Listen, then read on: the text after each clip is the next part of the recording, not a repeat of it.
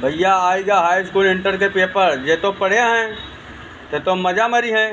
और जे ना ही पढ़े हैं तो वह वाली हाल है।